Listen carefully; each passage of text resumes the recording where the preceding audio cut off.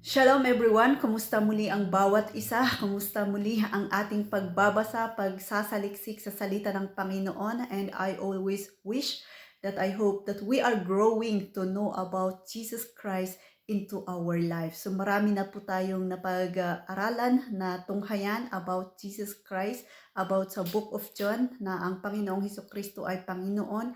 He is the light, He is God, He is our Savior. Ano pa ba? So marami pa po at marami pa po tayong matutunghayan about kay Jesus Christ. So kumusta po ang bawat isa? I hope na lagi po tayong handa na makinig at magbasa sa salita ng Panginoon. So pag-uusapan naman po natin ngayon ay matatagpuan po natin dito sa John 1 verse 16 to 17. So babasahin ko sa Tagalog. So sabi niya dito is, dahil siya'y puspos ng pag-ibig, naranasan natin ang masaganang kagandahang loob ng Diyos.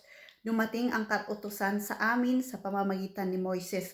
Ngunit sa pamamagitan naman ni Kristo ay dumating ang kagandahang loob at katotohanan. So napakabuti ng salita ng Panginoon dahil ipinapakita po dito yung connection ng Old Testament at saka New Testament. So sinasabi ni Juan po dito na yung kautusan sa kanila doon sa Old Testament ay dumating po sa kanila, ngunit sa biyaya ng Panginoon dumating po yung katotohanan at kagandahang loob po sa kanila dito sa New Testament. So, hindi po natin mauunawaan ang biyaya ng Panginoong Hesukristo kung hindi din po natin mauunawaan yung kautusan ng Panginoon sa Law of Moses. So, hindi din po natin maiintindihan kung ano yung Law of Moses kung hindi din natin nauunawaan yung kagandahan ng loob na ibinigay ng Panginoong Hesukristo.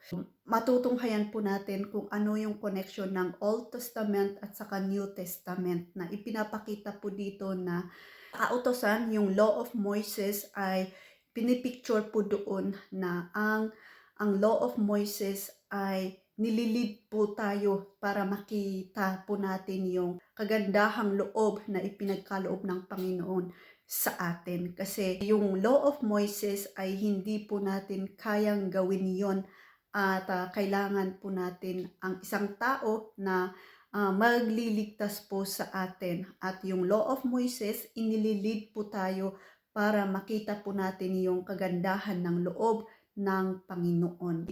So ang point ng Law of Moses is to lead us.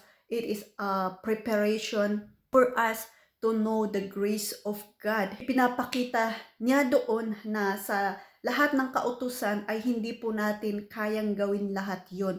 Kaya kailangan po natin ang isang tao na magliligtas po sa atin at yun po yung kailangan po natin na makita dito sa New Testament na we need one person. By grace, tayo po ay maliligtas. Ito po yung pinapakita po dito na connection ng Old Testament at saka New Testament. Okay, so ang Bible ay nahati po yan sa dalawa at ito nga po yung Old Testament at saka New Testament. Okay, so hindi po ito naghihiwalay, kundi ito po ay connected sa New Testament at saka Old Testament. So, I hope na malinaw po sa atin na yung Old Testament, it is preparing for us to know about the grace of God. Hindi po yung pagsunod po natin sa Law of Moses kasi hindi po natin kayang sundin ang lahat iyon, kundi para makita po natin na we cannot save with our own, but we need someone who can save us. At yun nga po si Jesus Christ na by grace, through Him ay magkakaroon po tayo ng grace at siya po yung katotohanan na makakapagligtas po sa atin. So yun po yung connection ng salita ng Panginoon dito sa John 1:16 to 17. Kaya hindi po natin kayang sundin yung kautusan.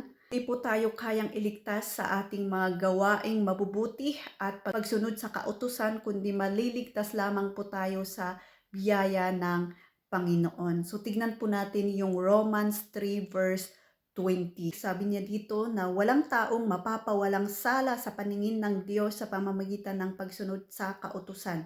Dahil ang gawain ng kautusan ay ang ipamukha sa tao na siya'y nagkasala. Amen? So ito po yung sinasabi sa Romans 3 verse 20 na hindi po tayo kayang iligtas sa pagsunod ng kautusan dahil yung kautusan na yun ay pinapakita na tayo po ay makasalanan.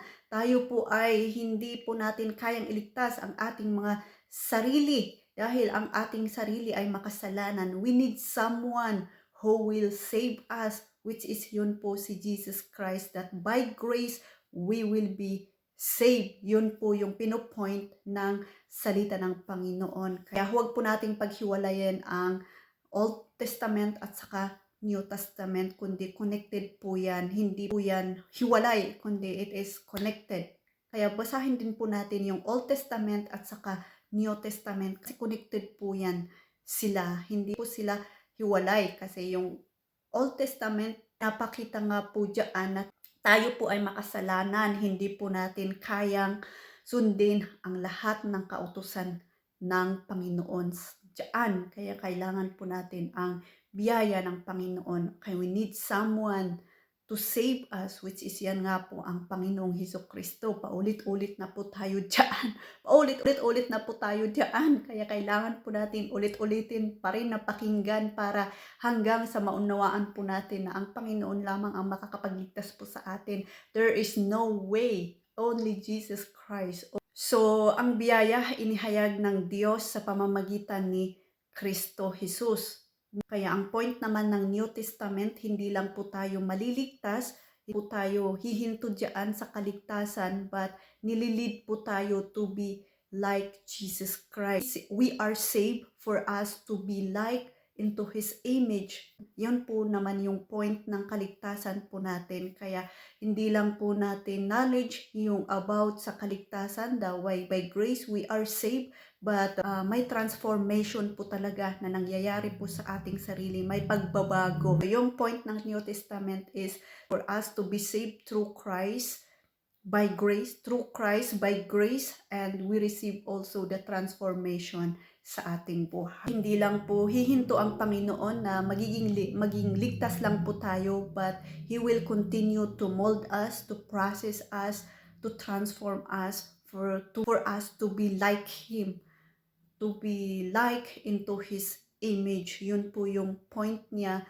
doon sa biyaya na ipinagkaloob niya po sa atin. Okay? So, I hope na marami po ulit yung natutunan dito sa maikling pagbulay-bulay po natin that we are saved by grace, hindi po sa pagsunod ng kautusan at hindi po sa mabubuting gawain po natin, but we are saved by grace and by faith po tayo. Amen. So napalaya po tayo through Jesus Christ, through His blood. Let us continue to focus by faith, by grace, and we are saved. Hindi po sa pagsunod ng kautusan. So I hope na marami po ulit tayong natutunan sa paikli po nating pagbulay-bulay sa salita ng Panginoon, and let's continue to grow and let's continue to be transformed through the blood of Jesus Christ. Lagi po nating makikonnect sa Panginoon kasi nga without Him into our life, we are nothing. So hindi po natin kayang